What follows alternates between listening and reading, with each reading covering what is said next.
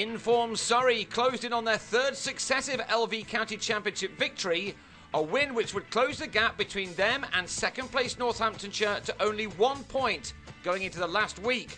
All this in spite of yet another six-wicket haul from Essex's David Masters, who's finished the season with an incredible 93 wickets. Surrey were well placed on 104 for 4 at the start of day 3, and that gave them a lead of 166 over Essex, a lead which Jason Roy was soon adding to with some aggression. He and Xander de Bruyne had added 23 more runs in the first 25 minutes of the morning, but then Roy edged Graham Napier behind. Gareth Batty gave Masters his 91st wicket in the next over, but de Bruyne then joined forces with the first innings hero Chris Jordan. De Bruyne had eased to a 50 off 58 balls, and the LV County Championship Second Division's leading run-getter this term continued to excel yet again. This was the pick of his many shots as he sent a ball from Tom Craddock into the Chelmsford crowd.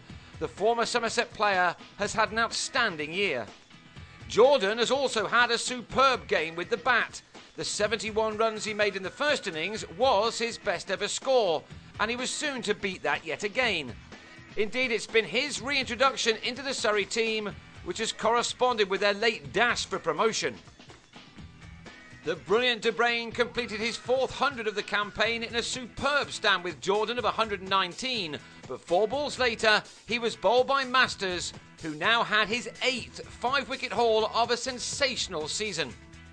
Surrey were now in control, and by the time that Stuart Meaker was bowled off the body by Craddock, the lead stood at a very healthy 335. There really aren't enough superlatives to describe Masters' season. His previous best came last year when he took 53 wickets. This was his 93rd and final one for this summer, as this is Essex's last game. It was fitting that he bowled Tim Linley, as the majority of his wickets have come from bowling very straight. Certainly it's been a summer he will never forget. Not since 1988 has a bowler taken so many wickets in the Championship. He was denied a 7th in this innings and a 94th of the season, first by Jordan, who passed his first innings efforts by going on to an undefeated 79, and then by a run-out which ended Surrey's innings. Pragyan Ojha was a little slow in getting back for a second to keep the excellent Jordan on strike. That meant that Surrey were all out for 286, with Masters taking 6 for 93 to end the season with a bowling average of 18.13. So Essex have been set a target of 349 to ruin Surrey's season.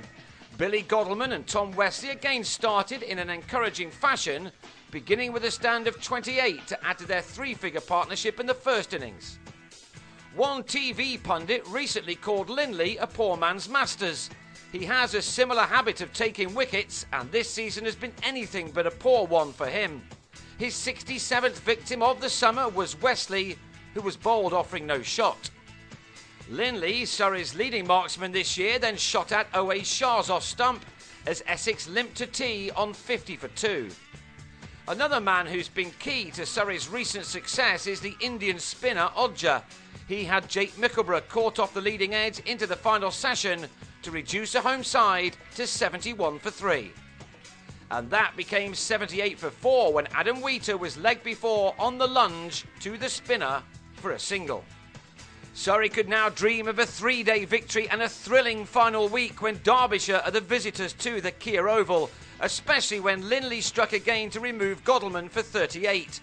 But not for the first time, James Foster and Ryan Tenduscarter came to their side's rescue. Tenduscarter in particular played with positive intent to ensure that this crucial match for the visitors will go into a 4th day. When bad light ended play early, Essex had recovered somewhat to 142 for 5, with Foster on 23 and Tenduscarter on 30. But that means that they still require a further 207 runs to win on the last day, with only 5 wickets to spare. Northamptonshire, whose promotion looked home and hosed a few weeks ago, must be sitting out this match nervously. A nail-biting final week ensues.